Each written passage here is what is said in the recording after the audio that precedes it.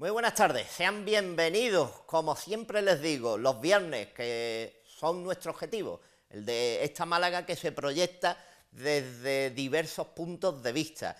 Y una proyección de la que hemos hablado y mucho en este programa, un planteamiento que le hemos llevado, una nueva construcción, un nuevo registro urbanístico y, nunca mejor dicho, una nueva visión de la costa malagueña y del dique de Levante, no era otro, y ya lo saben muy bien porque lo hemos traído a este programa en varias ocasiones, que esa construcción, ese rascacielos, ese Málaga Port, el hotel o la construcción hotelera que se estaba proyectando en el dique de Levante. Hemos hablado con los creadores, con el grupo Seguí, el grupo de arquitectos, el estudio de arquitectura Seguí, hemos estado hablando con el alcalde de Málaga, con todos y cada uno de los representantes de los partidos políticos como portavoces del Ayuntamiento de Málaga, y todos nos han mostrado sus cuestiones a favor, en contra, sus diferencias o no.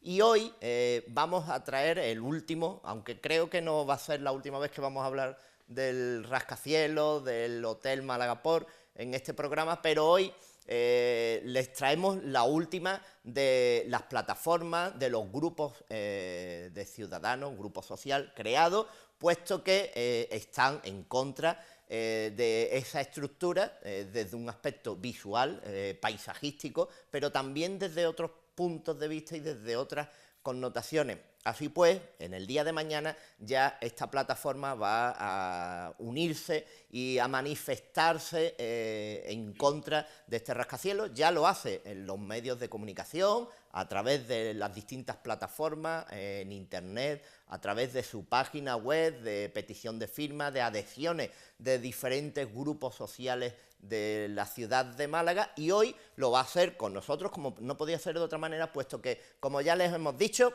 hemos tratado el tema ampliamente y les hemos llevado todas aquellas circunstancias que tienen que ver con esta edificación y con este rascacielos. Defendamos nuestro horizonte, es el eslogan, el lema principal de este grupo, esta plataforma, esta concentración de ciudadanos, y para ello hoy tenemos a dos de los componentes de la misma, aunque en conversaciones con Juan Antonio decían, bueno, la organización, unos no es más que otros, somos todos iguales, pero tenemos que saludar a alguien. Así pues, así lo hacemos. Juan Antonio Triviño, que es precisamente trabajador, aunque también con sus labores en sindicatos, pero es trabajador de la actividad portuaria y conoce bien toda la cuestión que tiene que ver con esos movimientos que se radican allí. Muy buenas tardes, don Juan Antonio. ¿Qué hay? Buenas tardes, Paco. Y por otro lado saludamos también a Matías Mérida, que es profesor titular de la Universidad de Málaga. Muy buenas tardes, Matías. Hola, buenas tardes. Juan Antonio, decíamos, veis el proyecto, lo analizáis, confluyen varias opciones y opiniones negativas, y ¿por qué surge y cuándo surge esta plataforma o este grupo? Pues de una forma muy espontánea. Este proyecto de rascacielos, de apartamentos de lujo que se quiere construir en el puerto de Málaga, se presenta, diremos, en sociedad en el mes de septiembre del año pasado. Y casualmente, tanto el profesor Matías como yo somos invitados a una organización, a una charla, coloquio, que organiza la organización ecologista ECUO, donde precisamente uno de los temas que se abordó era el rascacielos que se había anunciado días antes. Al final de la reunión estuvimos cambiando impresiones, mostramos toda la preocupación de lo que se pretendía, y a partir de ahí nos pusimos manos a la obra. En escasos 2 meses salió un manifiesto que firmaron 60 ciudadanos, personas de reconocido prestigio de la ciudad, y posteriormente nos estructuramos, nos organizamos, sí, así de una forma tan espontánea, y nos constituimos en el mes de marzo, en concreto el día 17, con la participación de muchos ciudadanos a título individual y con más de 30 organizaciones sindicales, políticas, vecinales, de consumo, y llevamos 7 meses intentando poner en marcha nuestro objetivo fundamental que indicábamos en el manifiesto fundacional. Rechazábamos ese edificio en ese sitio y a continuación pedíamos un debate sereno, que creo que en gran medida lo hemos conseguido, pero nos faltaba que el debate fuera trasladado a nivel de calle, y por eso llevamos 2 semanas, pues más de 100 voluntarios repartiendo hojas informativas. En estos momentos habrá compañeros y compañeras informando a los malagueños, que dicho sea de paso, todos se sorprenden cuando le indicamos lo que se pretende hacer en un lugar tan emblemático como es el centro de nuestra bahía. Eso es una cuestión de la que estábamos hablando, Matías, porque precisamente una vez después de la presentación de esta plataforma o de este grupo de ciudadanos, de personas, de hombres y mujeres que estaban en contra, no se ha sabido nada hasta mucho después de plantear el rascacielos como una oportunidad turística, de laboral, una visión de futuro de Málaga, como se ha planteado. Y es de unos meses a esta parte cuando ha cobrado fuerza el no al rascacielos, como decíamos, en medios de comunicación, en Internet, a través de Internet principalmente, sí ha habido mucho más movimiento, pero había desconocimiento. Bueno, nosotros empezamos a funcionar en el mes de marzo, que fue cuando publicamos nuestro manifiesto, y estuvimos trabajando previamente, recabando firmas, hablando con distintos profesionales, catedráticos, profesores universitarios, gente del mundo profesional, del arte, de la cultura, etcétera, para componer esa lista de 60 firmantes iniciales. Y eso salió en prensa, se lo he publicado el día 1 de marzo. A partir de ese momento nosotros ya asistimos públicamente. Y bueno, hemos procurado tener la mayor visibilidad posible dentro de las posibilidades que tenemos. No somos un colectivo reglado, sino que no tenemos entidad jurídica, sino que estamos compuestos por gente muy plural, que tiene ideas muy diferentes sobre otros muchos aspectos de la política, de la sociedad, de la economía, etcétera, pero que confluimos en una idea central, y es que no consideramos que es algo negativo para la ciudad ese rascacielos en ese lugar. Matías, también hablábamos anteriormente que hay posicionamientos, y la mayoría de ellos sociales. Esta semana la Universidad de Málaga firmaba un manifiesto en contra del propio rascacielos, determinadas asociaciones, personalidades a título particular, puesto que en esa página web hay una manera de firmar y estar de acuerdo con ese no al rascacielos, que hay un posicionamiento social muy firme, y nunca mejor dicho, y que la rúbrica y la actitud ha quedado reflejada en muchos ámbitos de la sociedad malagueña en contra y muy pocos a favor. Sí, yo resaltaría que la movilización trasciende a nuestro propio colectivo. Entidades tan importantes y tan alejadas de discusiones políticas como puede ser la Academia Malagueña de Ciencias, la Academia de Bellas Artes de San Telmo, y numerosos profesionales a título individual se han manifestado en contra de este proyecto por distintas causas, fundamentalmente por la cuestión paisajística, pero también por otras cuestiones. Y ciertamente comprobamos, porque nosotros en nuestra página web recogemos todas las noticias a favor y en contra en torno a este proyecto, y sí que se puede comprobar simplemente haciendo una relación de las noticias, artículos de opinión publicados, entrevistas, etcétera, que hay posicionamiento de la mayoría de ellos de crítico, cuando no de rechazo total de esta intervención. Los posicionamientos a favor, ciertamente, esto es una cuestión estadística, son minoritarios. Juan Antonio, hablábamos de esos posicionamientos a favor, en contra. Vosotros tenéis claro el principal eje y fundamental de vuestra petición, que solo realizáis una petición y vais en contra de y seguís los procesos habituales. Decías que hablábamos también que es el propio ayuntamiento el que tiene la potestad última sobre esta creación o este trámite que dé el visto bueno, además de la cuestión portuaria, que es menor en este caso, y esos trámites pues siguen su curso.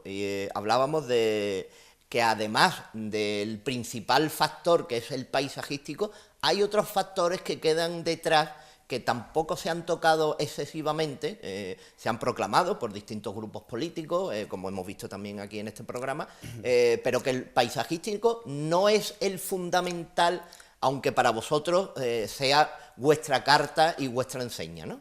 Hombre, en mi caso en concreto, yo me acerco a esta problemática porque se me invita a ese acto que yo hacía referencia anteriormente en mi condición de trabajador portuario y de miembro del Consejo de Administración del puerto. Y por tanto mi acercamiento a esta problemática está en ese contexto. Sobre todo porque aquellos que, en mi caso, más de 40 años trabajando en el puerto, sabemos las vicisitudes que hemos pasado. Hay que recordar que el puerto se tiene que autoser suficiente económicamente, como de hecho lo es, gracias, entre otras cosas, al esfuerzo propiamente de todo el colectivo que trabajamos en ese ámbito portuario. Y claro, hemos tenido que reinventarnos después de la problemática como consecuencia de que el tráfico de petróleo se desvió a Cartagena. Y se hizo una apuesta clarísima con una inversión económica importante que era la del tráfico de cruceros. Eso ha permitido de que el puerto tenga beneficios, a pesar de lo que diga el señor Paulino Plata, presidente del puerto, beneficios año tras año de cantidades de 1 millón de euros. Por tanto, ese argumento, dicho sea de paso, de que la construcción del rascacielos se justifica porque el puerto está con el agua al cuello y necesita un salvavidas, eso es falso. A partir de ahí, nuestra preocupación, ¿dónde radica? ¿En qué va a ocurrir con esa plataforma, como se le llama realmente? No, aquello no es un solar, no es una parcela, eso es un término inmobiliario, el término portuario es en esa plataforma portuaria que se le gana al mar y que hubo que justificar que era para actividad portuaria, actividad complementaria al tráfico de cruceros. Bueno, pues esa plataforma, el 96% lo va a ocupar el hotel. ¿Qué va a ocurrir con el tráfico de cruceros? ¿Qué va a ocurrir con la gallina de los huevos de oro del puerto? Decir que hay una relación directa en que el tráfico de cruceros se va a mejorar como consecuencia del hotel es de un desconocimiento supremo. Eso no es cierto, el efecto que va a provocar es el contrario. Por poner un dato, y nosotros en este caso lo que hacemos es recopilar lo que durante 7 meses han dicho personas muy cualificadas. Un ejemplo, el profesor Rafael Esteves Secal, de la Universidad de Málaga. Economista. Un economista, pero además de economista ha sido miembro del Consejo de Administración, sabe mucho de puertos y además sabe mucho de turismo. Ha hecho ya 4 artículos, recientemente, antes de ayer, puso nuevamente otro. Y dijo, oiga, ¿qué va a ocurrir con el crucerista cuando llegue y se encuentra allí una obra de ese volumen que con toda seguridad, en el mejor de los casos, va a tardar durante 4 años? Eso va a afectar negativamente. Por tanto, desde una posición, si me permite, sindical, ya no es que estemos hablando de crear empleo o que, no, es que se va a destruir empleo portuario, porque se está haciendo, entre otras cosas, que una superficie que es pública y que tiene una finalidad, dicho sea de paso, una finalidad, entre otras también, de uso ciudadano, tal como está prevista y tal como está aprobada en estos momentos, se va a reconvertir para beneficio de unos pocos, como me decía el otro día. El nivel que se le pretende poner a ese supuesto hotel no va a permitir a la inmensa mayoría de los malagueños ni pisar aquello para tomarse un gin tonic, ¿no? Buscáis un respeto al medio ambiente, respeto visual, paisajístico, pero también tenéis una serie de puntos negativos a ese respecto y habláis también de problemas de movilidad, que en referencia también a lo que tú estabas comentando, ¿no? El otro día se decía en el Consejo Social, y yo creo que se calificaba con un término muy adecuado, aquello se puede convertir en una ratonera.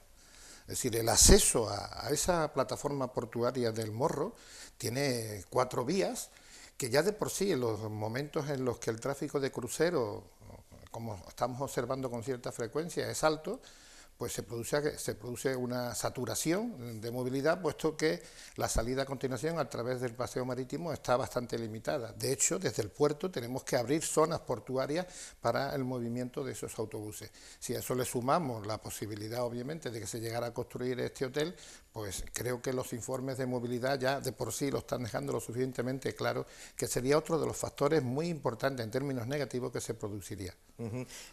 Matías, además de esos problemas de movilidad, el problema visual y las comparaciones que se han hecho con determinados edificios de Málaga, sobre todo la farola, la visión de la farola alterada por la situación que tendría esta torre, edificación, rascacielos, como queramos denominarlo, puesto que tampoco tiene una denominación fija en el entendimiento final, ¿no? Hablábamos de esos problemas de movilidad y el respeto, y habéis sido en el manifiesto muy contundente a la hora de expresaros, porque textualmente ponéis negativo, contundente e irreversible. Eso es importante, lo de irreversible, ¿no? Claro, una construcción de esta naturaleza, casi por definición irreversible, aunque se construya para una concesión de 50 años prorrogable, lo cual ya abarca un periodo muy amplio de tiempo. Evidentemente nadie contempla seriamente que esa construcción pudiera ser desmontada o desmantelada. Claro, que lo comparábamos con la noria, que la gente siempre se achaca, bueno, la noria no la querían y ahora están, ¿no? Pero es una construcción reversible. Efectivamente, el posible impacto de la noria es un impacto reversible, una instalación temporal. Otro tipo de instalaciones también puede ser un impacto reversible desde el punto de vista paisajístico, desde el punto de vista más amplio, medioambiental, pero en este caso la irreversibilidad implica que debamos de pensar mucho y de consensuar mucho qué se puede y qué se debe hacer allí. Entonces nosotros por eso reclamamos, pedimos la apertura de un proceso de participación pública para que sea la ciudadanía la que estamos constatando actualmente que no está informada de esto, que no conoce este tema, a pesar del esfuerzo de los medios de comunicación. Una enorme cantidad de personas desconocen todavía este tema, pues que sea la ciudadanía se pueda manifestar, pueda participar en un proceso relajado, sosegado, donde se pueda discutir sobre estas cuestiones. Estamos hablando de un lugar central de la ciudad. Esto a veces es algo que se olvida.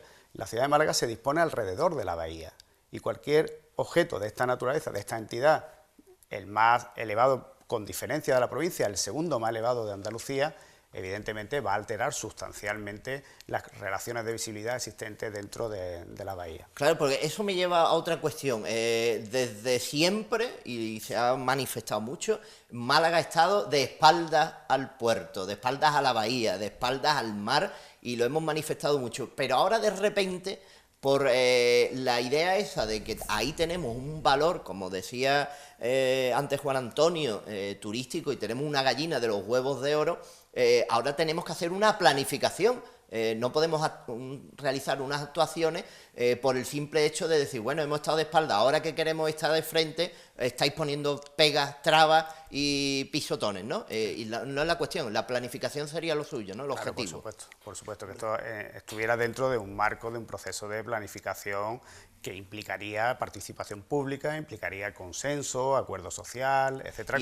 Y vuestra plataforma quizás también es ese brazo que ya se ha manifestado por parte de los propios políticos en pedir pues a los malagueños y a las malagueñas el pedir su información, su parecer al respecto de obras como la peatonalización de la Alameda, peatonalización en el centro, otras obras y otras cuestiones primero se han debatido, se han hablado, evidentemente después habrá aspectos técnicos que el malagueño pues no entre consustancialmente, claro. Apuntabas una cuestión que yo creo, si me permite, quisiera incidir. La historia se repite. En Málaga tenía en torno al 2007 un debate pendiente que era la incorporación del puerto a la ciudad. Era un debate que además se planteaba en términos de enfrentamiento. Y llegan a un acuerdo la autoridad portuaria y el puerto y determinan que lo que hoy es el Palmeral, el muelle 2 en términos portuarios y el muelle 1 se incorporaban a la ciudad y se lo entregan a una empresa que lo que hace a continuación es realizar un diseño de actividad económica. Cuando la ciudad, y digo que la historia se repite porque estamos en un proceso similar, se entera de lo que se quiere hacer allí, obviamente se rebela. Y se organiza la sociedad civil, también de la misma forma que ha nacido nuestra plataforma, en aquella ocasión nace una que se llama Salvemos el Puerto. Curiosamente participan muchas personalidades, es curioso, también participa el señor Seguí, es uno de los firmantes de esa plataforma de Salvemos el Puerto. Como consecuencia de esa actuación se consigue que donde iban a ir hamburgueserías y multicines y comercios, hoy tenemos el Palmeral de la Sorpresa, un lugar donde todos los malagueños nos sentimos orgullosos y donde cuando viene algún amigo nuestro de fuera de Málaga le hacemos el paseíto desde la Plaza de la Constitución hasta la Farola. Eso se hizo a pesar de la posición que tenía el ayuntamiento, que estaban a partir de un piñón y el puerto. Y eso lo hizo una obra, un arquitecto, Jerónimo Junquera, que recientemente, como consecuencia de esto de la Torre Nuestra, o del rascacielos, un diario de Málaga lo trajo invitado. Cuando el señor Junquera vio cómo estaba el debate del rascacielos, dijo algo de una sensatez increíble. Este es un proyecto de ciudad, igual que el del Palmeral de la Sorpresa. Cuando hay proyectos de ciudad, lo que tienen ustedes que hacer es ponerse de acuerdo en ese espacio que es lo que quieren hacer y después busquen al inversor. No lo hagan al revés. Es decir, no hagan ustedes ciudad a golpe de talonario. Y esta es la circunstancia que en estos momentos estamos nosotros intentando contrarrestar, hacerle caso a lo que decía el señor Junqueras y buscar una posición como ha ocurrido entre el Muelle 1 y el Palmeral, una posición de equilibrio. Hay un espacio de uso ciudadano donde no predomina la actividad comercial y en el Muelle 1 hay una actividad comercial. Todos nos sentimos orgullosos de esa integración, pero eso fue, vuelvo a insistir, a pesar de los posicionamientos políticos, en ese caso del ayuntamiento. Sí, fue la ciudadanía y por tanto la historia se repite y se va a repetir y estamos en la certeza, igual que en aquella ocasión, se va a repetir con esto. Porque precisamente también en la declaración y en vuestros manifiestos el uso ciudadano es prioritario. Por supuesto. Y es una de las primeras cosas que manifestáis, sí. El uso ciudadano y el lugar para los malagueños. El lugar, para muchas generaciones de malagueños, emblemático, el morro del puerto. Y un lugar que ha perdido su funcionalidad de espacio de ocio para los malagueños a raíz de la última ampliación, obra de ampliación del puerto, construcción de la terminal marítima, etc. Y, desde luego, uno de los objetivos es que ese lugar se recupere para la ciudadanía, para el uso público ciudadano, o incluso permitiendo la construcción de algún tipo de equipamiento público, no necesariamente dejarlo tal y como está, sino que se puede acondicionar. Hay algunos arquitectos que han avanzado ideas en este sentido, pero todo eso nosotros en nuestra plataforma no nos decantamos por una alternativa concreta porque existen disparidades de opiniones. Hay gente partidaria de que no se haga nada, hay otros partidarios de que se hagan intervenciones blandas, etcétera. Lo que coincidimos es que no queremos eso, porque cuando un espacio es frágil paisajísticamente, cuando pongas lo que pongas, va a alterar enormemente la visibilidad de toda la bahía. Si ponemos algo de la altura del monte Gibralfaro, evidentemente la fragilidad es absoluta de ese espacio. Por tanto, ante un espacio frágil, lo que debemos de hacer es actuar de una forma integrada, respetuosa con el entorno, respetuosa con el medio. No conduce necesariamente a no intervenir, sino intervenir de una forma respetuosa, como está ocurriendo, salvando la distancia, obviamente, con los proyectos que se están realizando, por ejemplo, la Alhambra de Granada, etcétera, para el centro de interpretación, etcétera, que si lo vemos, estamos hablando de la noche y el día respecto a este caso. Sí, a esos espacios, recordemos que en la última intervención y desde cómo empezaba toda esa construcción en torno al puerto fue la desaparición del silo, que también tuvo su movimiento, sí. Que al final llegó a la conclusión, claro, de que evidentemente ni era una obra arquitectónica como para respetar por patrimonio, ni era un espacio hábil para el ciudadano ni para empresas. Y sobre todo era fundamental para construir lo que hoy existe allí, que es el Palmeral de la Sorpresa. Exactamente.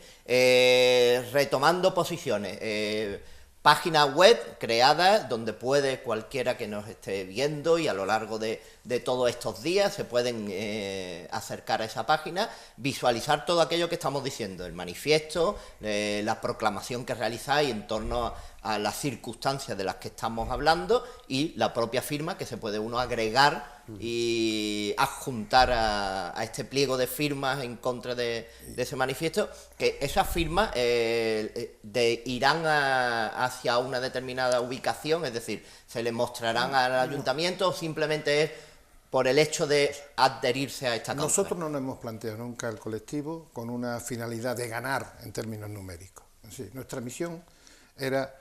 Hay un problema, bajo nuestro punto de vista, que se puede plantear en la ciudad, porque nos van a cambiar Málaga si esta construcción se hace, y eso requiere de que tenga que haber, en primer lugar, información, tenga que haber transparencia, no sea opaco y haya debate. A partir de ahí, la firma es una forma de involucrarse y de sintonizar con nuestro posicionamiento a través del manifiesto. Para ello es fundamental, por ejemplo, la actuación de mañana. Mañana hemos hecho una convocatoria, una concentración, no es manifestación, sino concentración a las 12 de la mañana, al comienzo del Palmeral de la Sorpresa, viendo eso nuestro paisaje limpio, con la farola en el horizonte, que es el paisaje que los malagueños conocemos y es el que nos quieren alterar. Posteriormente, lo que nadie nos va a poder discutir, estemos mañana más malagueños o menos malagueños en esa concentración, es que lo que no hay es consenso sobre ese proyecto. Nosotros ya tenemos datos, lo decía anteriormente el profesor Mérida, suficientes que avalan que no somos 4 personas como nos califican, que estamos haciendo ruido. No somos ni antemalaguitas, ni somos personas iletradas, ni somos personas que estemos contra el progreso, ni mucho menos contra el objetivo que dicen de crear empleo. Somos personas que nos preocupamos por Málaga. Y en ese sentido, lo que ya hemos podido demostrar clarísimamente es que no hay consenso. Y cuando no hay consenso, el político, sobre todo en este caso, nos queremos dirigir una vez más al señor alcalde.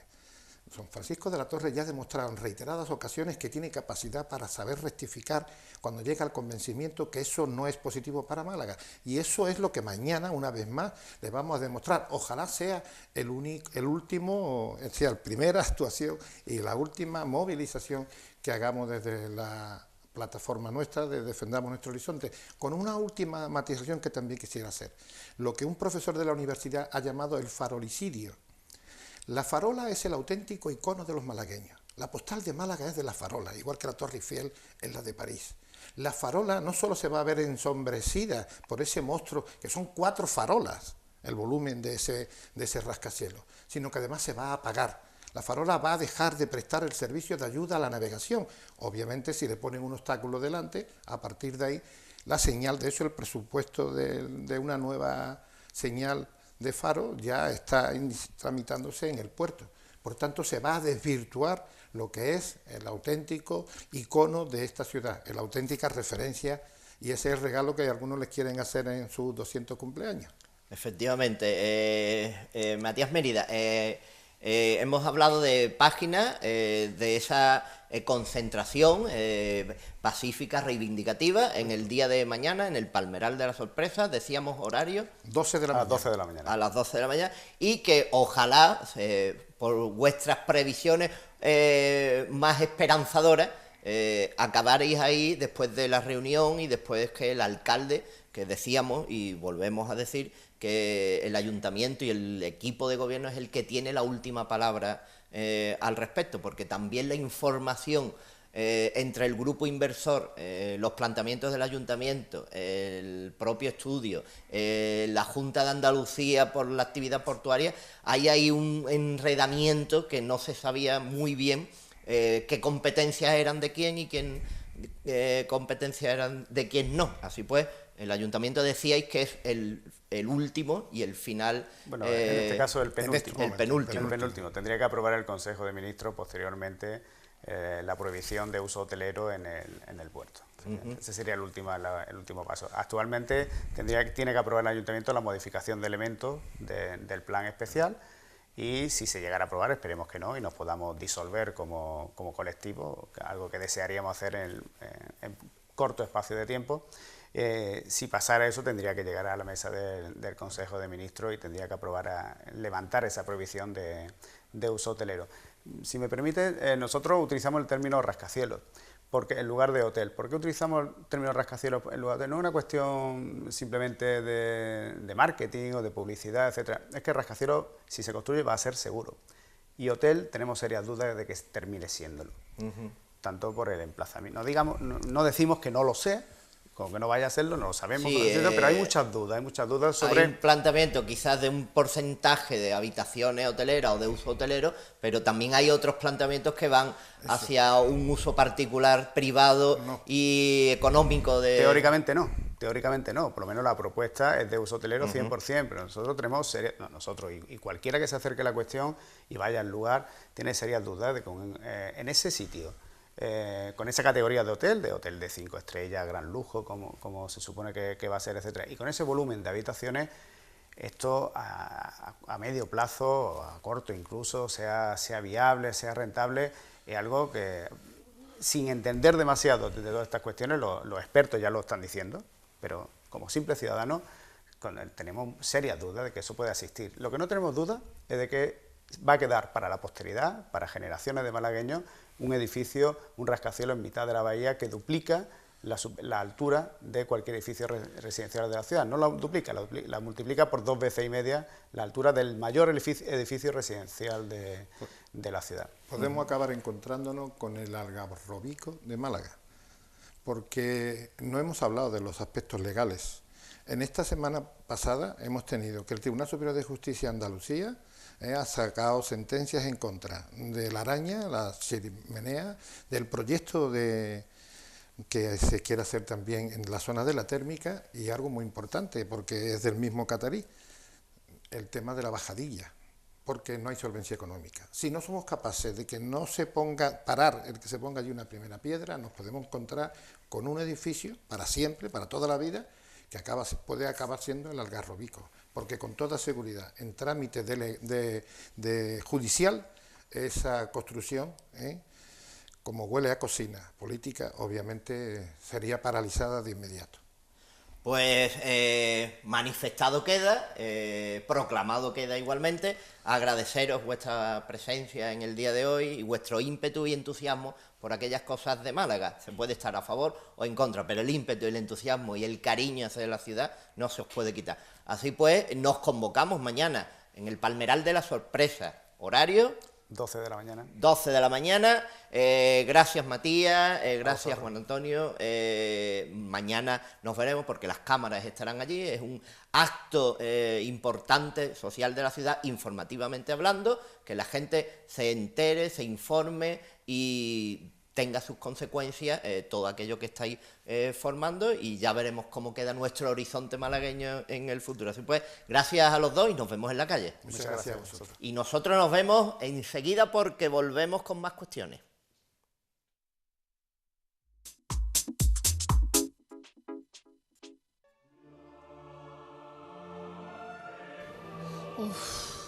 Vaya lío.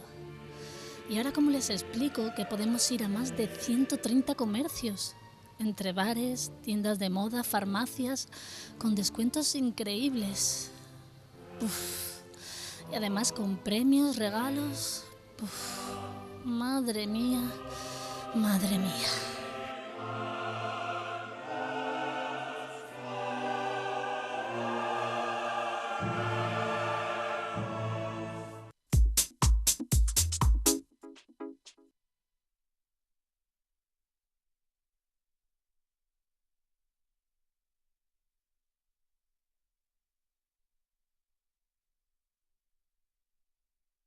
Volvemos y lo hacemos con la World Travel Market, porque estuvimos con Arturo Bernal, el director gerente de ese turismo y planificación de la Costa del Sol. Estuvimos hablando de todas aquellas circunstancias que tuvieron que ver con este evento londinense y todo aquello que tiene que ver con el turismo de Málaga. Así pues, sepamos ante todo qué ocasionó Málaga, en la Costa del Sol, la marca Costa del Sol en la World Travel Market, y qué fidelización tenemos con ese turismo británico.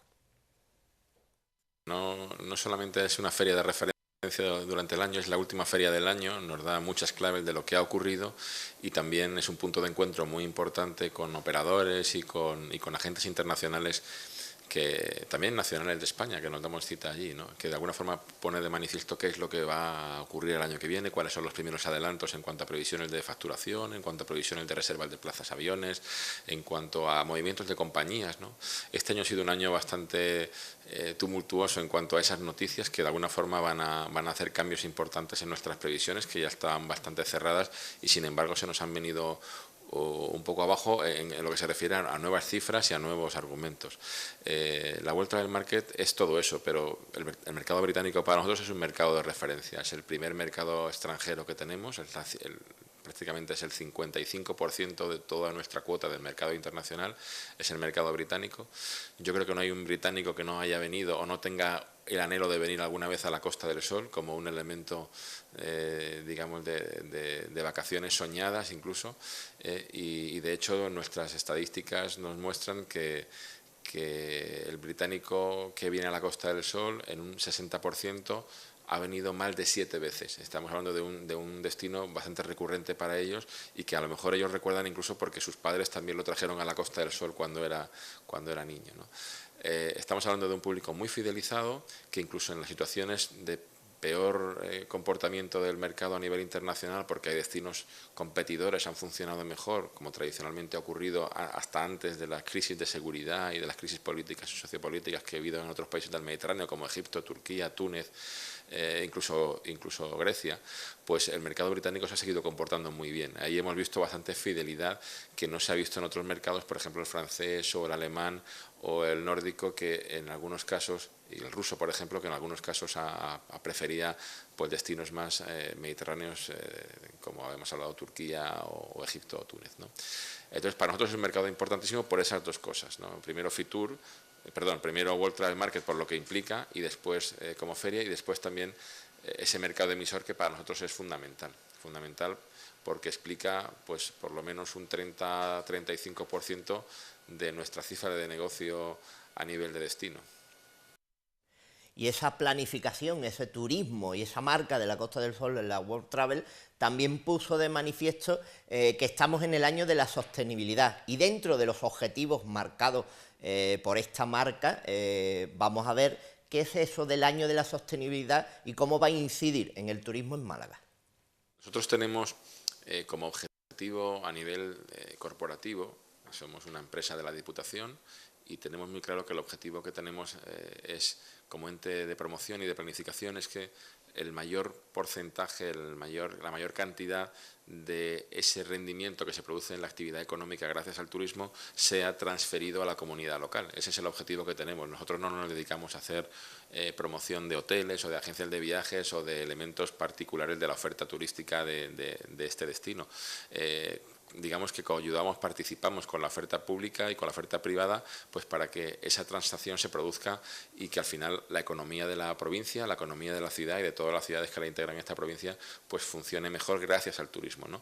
Y que obviamente también, paralelamente, la carga que produce la actividad turística, porque toda actividad genera siempre algunas hipotecas, algunas cargas, sea la menor posible.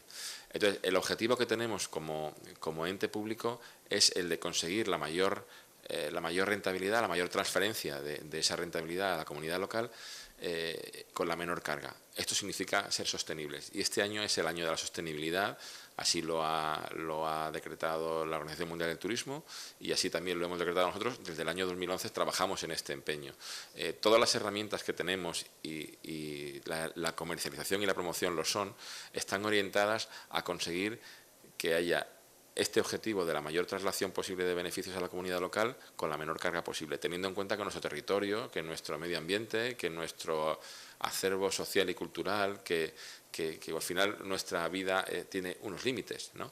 Y tenemos que procurar que estos no se agoten, que estos no se sobrecarguen, porque si no al final se producen incomodidades para el propio turista incluso, pero sobre todo para la población local, que ve al final que la actividad turística no es positiva, sino que al final se puede convertir en algo negativo. World Travel Market ha sido un poco el escaparate de esa nueva estrategia. Nosotros hemos contado a turoperadores, a compañías de consorcios de agencias de viajes, a los intermediarios en general, que también son compañías aéreas y otros profesionales, que el destino Costa del Sol está absolutamente concentrado en esa estrategia de la sostenibilidad. Queremos mantener este destino como estuvo hace 50 años y como va a estar dentro de 50. Como nos gusta decir a nosotros, el turismo para nosotros es una actividad no heredada de nuestros padres, sino que es un préstamo que nos han dado nuestros hijos, y así tenemos que mantenerlo en el futuro. Y esa estrategia ha calado muy bien en ese mercado británico, porque ellos sí son muy fieles a nuestro destino y quieren seguir estándolo aquí, pero quieren ver que haya cambios, y haya cambios en esa dirección. El turista de ahora, y el turismo británico es un paradigma de esa idea, es un turismo cada vez más informado, más formado, es un turista cada vez más formado y más informado, y por lo tanto no se contenta con una simple habitación en un hotel, por muy bonito que este sea, o un vuelo más o menos directo al destino. Quiere saber algo más, quiere saber que efectivamente en ese destino se están produciendo cambios para conservarlo, para mantenerlo, para que esa idiosincrasia social y cultural, nuestra cultura malagueña, se mantenga, y que no vengan a Málaga igual que pueden ir a Milán o que pueden ir a Berlín o a cualquier otra ciudad del mundo. Al final, el mundo se está convirtiendo en un gran cúmulo de marcas blancas, y queremos que la Costa del Sol y las ciudades que lo integran no lo sean, sigan siendo únicas, sigan siendo singulares, ¿no? Y ese es, como te digo, un elemento que ha gustado mucho a nuestros intermediarios, a nuestros profesionales con los que hablamos continuamente del mercado británico. Y ese es el gran empeño. Por supuesto, nuestro digamos, modelo de negocio, nuestro valor, nuestra propuesta de valor con el mercado británico se basa en un argumento fundamental, y que no solamente los británicos, cualquier nacionalidad del mundo también considera por encima de todo, y es que el turismo es la industria de la seguridad y de la confianza. Si no somos capaces de garantizar seguridad, no solamente en lo que se refiere a la integridad personal, la seguridad en las relaciones comerciales. Cuando uno viene a España y compra un hotel a través de nuestra página web, nuestro portal web o de cualquier otro proveedor, tiene la seguridad de que esa relación se va a conservar y se va a mantener. No compra para ser engañado, digamos, ¿no? Esa seguridad también es importante. Por supuesto, la integridad personal y la seguridad física que tiene cualquier persona que llega a este país, donde la seguridad es un argumento principal. Entonces, ese elemento, al igual que la confianza, pues son los elementos básicos que hacen que nuestra relación con el turismo británico pues sea la que es y la que va a seguir siendo, y de hecho somos la primera provincia, el primer destino en España en relación con el mercado británico. Debiera saber los televidentes que no hay ninguna otra ciudad en España, ni siquiera Madrid y Barcelona, que tengan tantos vuelos directos, conexiones directas con el aeropuerto de Málaga Costa del Sol, como Málaga, la provincia de Málaga me refiero, ¿no? Estamos hablando de 15 vuelos directos a 19 vuelos directos a 15 ciudades británicas. Eso nos asegura una cuota de mercado, una posición en ese mercado emisor que es muy importante. Como importante era la incidencia del Brexit, del que tanto se habla, y le preguntamos a Arturo Bernal qué repercusión está teniendo, va a tener o tendrá el turismo y la afluencia de británicos a la Costa del Sol, a Málaga, a esa firma Costa del Sol. Así pues, supimos más de esa incidencia del Brexit. Ahora mismo el Brexit es como esa gran amenaza que tenemos. No sabemos exactamente qué va a pasar con esto. Hemos tenido reuniones a nivel del embajador y a nivel de grandes turoperadores británicos. Obviamente estamos preocupados por esa cuestión, pero no es nada para alarmar a la gente. Preocupados significa que estamos trabajando, estamos ocupados en dar soluciones. Obviamente nuestro interés es que con un país como España, que tiene grandísimas relaciones comerciales y turísticas con el Reino Unido, que ese Brexit pudiera ser un Brexit no duro, ¿no? Os digo por comentar esas dos posturas que hay ahora mismo y que todavía no se han concretado en nada. Es decir, los dos ministros que están trabajando, tanto por parte de Europa como por parte del Reino Unido, para esa desconexión que es el Brexit, pues están trabajando y tienen todavía 2, quizá 3 años para llegar a algunas conclusiones, aunque las conclusiones no llegarán todas de golpe, sino que irán llegando a medida que vayan cerrando temas. Un tema muy importante, obviamente, es el libre tránsito de personas y mercancías, ¿no? Y ese es un problema que afecta o que beneficia en su resolución a lo que es el turismo en general. No hay en la mesa temas que sean el turismo en sí.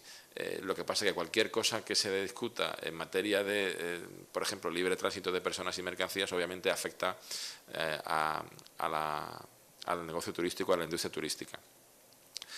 De momento, todos los elementos que estamos manejando nos dicen que no está habiendo efectos negativos sobre la relación turística entre los británicos y los españoles, ¿no? En ningún sentido. Es decir, los británicos siguen siendo nuestro principal cliente internacional y nosotros seguimos viajando a Reino Unido como lo hayamos hecho. En la práctica, realmente, el Brexit puede afectar en percepción de los mercados a una cuestión, y es la paridad de la libra y el euro, y eso es lo realmente importante. Por mucho que pase política o socialmente entre dos países, si al final eso no se ve refrendado, no se ve representado en el elemento fundamental, que es cuánto vale mi moneda con respecto a la del otro país, pues al final aquello, me atrevo a decir, que quedará en nada, más allá de incomodidades o de situaciones de trámites o de administración que haya que resolver, porque cuando un país es de la Comunidad Económica Europea viajamos, por ejemplo, con un carnet de identidad y no hay control de pasaporte, pero cuando el país no sea de la Comunidad Europea, pues habrá que viajar con un pasaporte y habrá otros trámites. Es decir, más de esas cuestiones que pueden, obviamente, no quiero enunciarlas con esta ligereza, que no serán así, serán obviamente mayores, pero al final lo importante, como digo, es la paridad. Y en ese sentido, salvo el momento del anuncio del Brexit que se produjo hace 2 años y el momento de la confirmación por parte del Parlamento de ese Brexit, no ha habido grandes caídas en lo que se refiere a la paridad euro-libra, y por lo tanto la capacidad adquisitiva del turista británico en Europa y también en España, manejamos la misma moneda, es prácticamente la misma. Entonces, en esa materia no está habiendo variaciones y, por lo tanto, la corriente de turismo británico no se está viendo afectada, ¿no? ¿Qué va a pasar en el futuro? Bueno, pues si las noticias que van apareciendo en cuanto a los resultados de esa negociación son las que pongan de manifiesto que el Brexit se está produciendo de una forma dura, es decir, está habiendo roturas importantes en esa relación, pues posiblemente los mercados financieros se vean afectados y esa paridad cambie. ¿A nosotros qué nos interesa? Pues nos interesa que la paridad no sea tal, es decir, que no haya una paridad 1-1 libra-euro, sino que ellos con su moneda tengan una capacidad de gasto mayor de la que tendrían en su propio país, porque eso es una motivación muy importante. Ahora bien, España es un país de la Unión Europea, cualquier otro país va a tener el mismo problema que vamos a tener nosotros o los mismos beneficios que vamos a tener nosotros, con lo cual la posibilidad que tiene el Reino Unido de buscar otro destino alternativo a España con un problema resuelto, o sea, con otra posibilidad de paridad, es prácticamente nula, a no ser que vaya a países cercanos a Europa, pero fuera de la Unión Europea, por ejemplo Turquía, y eso sí que me preocupa. Turquía, Egipto, Túnez, son países que han atravesado momentos difíciles sociopolíticamente hablando y con seguridad, y con temas de seguridad, pero que ahora se están recuperando. Grecia, por ejemplo, está subiendo al 106%. Con respecto al mercado británico. Es decir, los británicos han ido a Grecia este año un 106% más que el año pasado. Es decir, estas situaciones que se han generado y que han producido en el turista británico una sensación de, ojo, ahí no se puede ir, por lo que sea, se están empezando a recuperar. Gracias a Dios no está habiendo atentados, gracias a Dios no está habiendo ningún tipo de problema de seguridad, porque al final hay que pensar un poco a lo grande. Quiere decir, el Mediterráneo es nuestro área de funcionamiento. El Mediterráneo funciona mal internacionalmente, nosotros somos un país mediterráneo y estamos afectados también por lo mismo, ¿no? Y además no nos alegramos de que ningún pueblo en Europa tenga ningún tipo de problema en ese sentido. Pero Turquía, como digo, está creciendo, Grecia ha crecido al 106%, Turquía está creciendo por encima del 26%, Egipto y Túnez por encima del 30%. Obviamente esos problemas que en el pasado motivaron esta situación de bonanza que hemos tenido en estos 3-4 años en el turismo español, está empezando a cambiar. Todo el mundo sabía que esa situación no era mantenible eternamente, porque obviamente todo el mundo refuerza su sistema de seguridad y poco a poco se van resolviendo esos problemas. Lo que sí que tenemos que decir es que en estos años en los que hemos tenido esa situación de bonanza, hemos sabido gestionar con el mercado británico y con otros, con Alemania, con los países nórdicos, con Francia, con Italia, hemos sabido gestionar bien esa bonanza para fidelizar a esos clientes, para que los clientes de mayor capacidad de gasto vean que España y la Costa del Sol son destinos premium para ellos. Es decir, son destinos de calidad, son destinos donde puedes encontrar diferentes alternativas de oferta turística que puede satisfacer cualquier tipo de expectativa, desde la más básica que pueda tener unos amigos que se van a pasar un fin de semana a la playa y que buscan simplemente tener una buena playa y unos buenos amigos con los que compartir, hasta el mayor lujo en cualquiera de nuestros hoteles o apartamentos turísticos que tenemos en la provincia. Entonces, ese trabajo que se ha hecho en estos años de bonanza, yo creo que va a dar su resultado. Y estamos viendo cómo efectivamente alguna de esa demanda que teníamos de esos países emisores se está trasladando a esos otros mercados que ya están resurgiendo nuevamente, pero esa demanda es precisamente aquella que tiene más sensibilidad al precio. En cuanto tú bajas el precio de los servicios, una parte de tu clientela se marcha con otro cliente.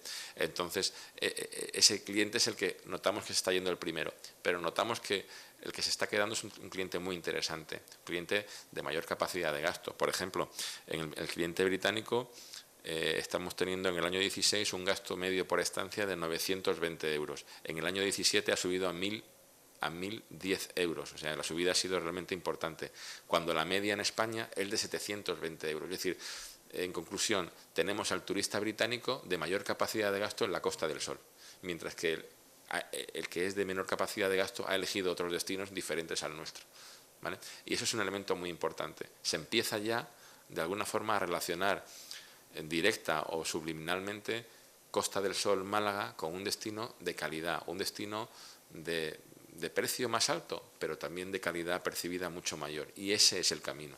Ese es el camino porque nuestro objetivo, vuelvo a repetir, es la sostenibilidad. Tenemos que conseguir que vengan los turistas que vengan a la Costa del Sol, que vengan atraídos no solamente por un solo monocultivo turístico, que sea el sol y playa, que por supuesto es nuestro principal segmento y el que tenemos que cuidar, pero que también conozcan que hay otro tipo de oferta. Y en ese otro tipo de oferta está también el incremento también del precio medio que se está produciendo desde en los últimos años en nuestra provincia. Y otro objetivo de la Costa del Sol, otros momentos, otros motivos, otras nuevas tecnologías y otro viernes que nos veremos con Arturo Bernal. Les dejo y con la Costa del Sol y el turismo. Turismo y Planificación Costa del Sol es una entidad que tiene muchos objetivos. No solamente hacemos promoción turística, hacemos también planificación territorial y urbana, tenemos también algunas líneas de actuación en materia de creación de empresas y incluso de apoyo a la financiación a través de una red de Business Angels que también está promovida por nosotros y que quizá la gente no lo conozca, pero es la segunda más importante de este país, con 70 inversores permanentemente y una cantidad de dinero invertida de más de 60 millones de euros. Es decir, todas estas cosas hacemos en Turismo Costa del Sol. En nuestro plan de acción en materia de promoción turística, concretamente, tiene aproximadamente 300 acciones al año, 300, donde están obviamente la Feria de Fitur, la Feria de la World Travel Market, la Feria ITB de Berlín y otras muchas que son conocidas y son ya reconocidas por el público, ¿no?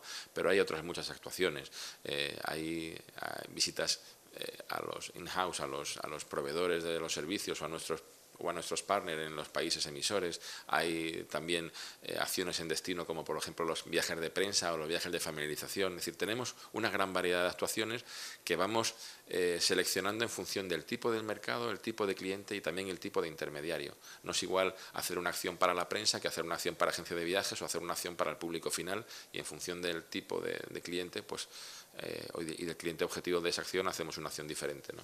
En materia de estrategia tenemos realmente un gran reto por delante. Yo creo que estamos ahora en la segunda transformación que la industria turística tiene que hacer para seguir siendo una industria rentable y sostenible. Hemos pasado de estar preocupados, por ejemplo, por la estacionalidad, que sigue siendo uno de los retos que tenemos. Obviamente, la estacionalidad en destinos litorales maduros, como es la Costa del Sol, y la mayoría de los destinos turísticos de este país, que no son grandes ciudades, tienen un problema. Málaga capital, por ejemplo, no tiene el problema de la estacionalidad. Durante todo el año tiene una estancia o una ocupación media bastante similar, ¿no? Y además bastante alta, porque Málaga es un gran destino turístico, se ha revelado como tal, ha sido la gran explosión, todo el mundo en España y en Europa habla de este destino y es fantástico. Pero los destinos litorales sí que tienen el problema de la estacionalidad. Pero me gustaría dar un paso adelante. Nuestro problema, yo creo, o nuestro reto ya no es la estacionalidad per se, sino la estacionalidad entendida como uno de los flecos de ese gran problema que tenemos, que es la sostenibilidad. Y la sostenibilidad la formulamos estratégicamente pues como esa intención de conseguir que nuestro destino siga siendo rentable y siga siendo único y siga singular en los próximos años, pero hay que ser capaces de actuar con herramientas concretas para resolver ese problema. Y nosotros lo estamos haciendo. Y lo estamos haciendo de una forma muy singular, que no hay otro destino en España que lo esté planteando así. Y es con la irrupción de las nuevas tecnologías aplicadas a través de la inteligencia digital. Estamos incorporando, y esto es muy interesante, estamos incorporando a nuestros procedimientos de trabajo, no solamente internos, pero sobre todo externos, es decir, hacia la promoción y la planificación turística, la inteligencia digital como un arma fundamental, como una herramienta fundamental. Primero porque nos permite hacer una promoción eficiente. No es lo mismo hacer una promoción genérica en Reino Unido y no saber a qué ciudad ir, y vamos a ir a Londres porque Londres es la capital. Bueno, pero a lo mejor Londres no es tu clientela objetivo, tu clientela objetivo está en el sur o está en el norte del país. Con lo cual, al final, los resultados de esa promoción son poco eficientes. ¿Qué queremos conseguir entonces? Identificar perfiles concretos de conducta, perfiles concretos de comportamiento dentro de nuestros mercados emisores que nos permita hacer actuaciones en sitios concretos y destinados a perfiles concretos de personas o a colectivos concretos de personas.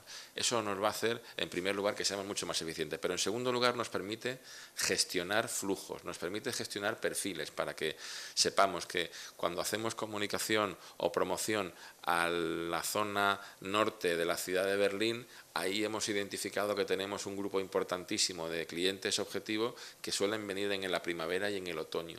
Bueno, pues tenemos que recurrir a ellos para gestionar esa estacionalidad que decíamos y que no se produzcan a lo mejor aglomeraciones, especialmente en el verano, y ser capaces de alguna forma de distribuir toda nuestra demanda turística durante el año, también físicamente en diferentes momentos de la provincia. Es decir, esa gestión de la estacionalidad, tanto física como temporal, gracias a la inteligencia digital. La información que tenemos ahora mismo en el mundo es tremenda. Se genera cada minuto tanta información como desde el inicio de la humanidad hasta el año pasado. Cada minuto somos emisores de información. Ante los medios de comunicación eran los únicos que emitían información. Ahora cualquiera de nosotros con el Facebook, con el Twitter, con el Instagram, está generando información que otras personas siguen y que otras personas a su vez repiten a terceros. Es decir, esto es tremendo y esa información tenemos que ser capaces de utilizarla para un buen fin. En este caso, ¿cuál es? Conseguir que nuestro destino sea sostenible. Es decir, conseguir que nuestra acción de promoción turística sea adecuada para que consigamos mover flujos de personas en los momentos y en los espacios de nuestra provincia que a nosotros nos interese, para conseguir que el producto no se venga abajo, para conseguir que ese producto no se malogre. Y en eso estamos.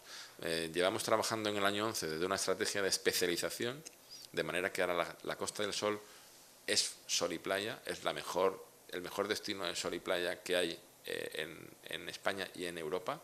Y lo digo no porque yo sea el director general de Turismo Costa del Sol, sino porque estoy harto de viajar a otros destinos y a otras ferias y a otros países, y lo puedo decir sin ningún tipo de problema. Pero sobre todo tenemos otras muchas ofertas: turismo cultural, turismo de golf, turismo de congresos e incentivos, turismo deportivo, turismo gastronómico. Todos esos nuevos segmentos turísticos que hemos ido abriendo y nos hemos ido especializando en ellos para tener la capacidad de distribuir la demanda por todo el año. El turismo debe ser un negocio de 365 días al año, no solamente los meses de verano. Y en eso estamos. Si conseguimos distribuir, si conseguimos ir a los clientes que nos interesan, aquellos que gastan más, aquellos que son social y culturalmente más adecuados y que van a entender mejor nuestra idiosincrasia, que van a respetar cultural y socialmente este país y este destino, finalmente llegaremos a conseguir esa bolsa de clientes que cualquier proveedor le encantaría tener, ¿no? El cliente ideal, el que no da problemas, entendiéndose como que es capaz de integrarse perfectamente con la comunidad local, el que tiene el mayor gasto, el que además repite, el que además es empático con el destino, y esto es lo que estamos buscando, y yo creo que en estos 2 años estamos consiguiendo resultados muy importantes. Y ya no me queda nada más que, despedirme hasta la próxima ocasión, que esta cadena me dé la oportunidad también de entrar en sus casas a través de este aparato que es la televisión, que también ha cambiado mucho en los últimos años, y no sé, será la siguiente, supongo que tendremos la oportunidad de hablar en Fitur, o quizá Berlín. El año está repleto, como digo, de citas interesantes. Muy buenas noches y nos vemos pronto.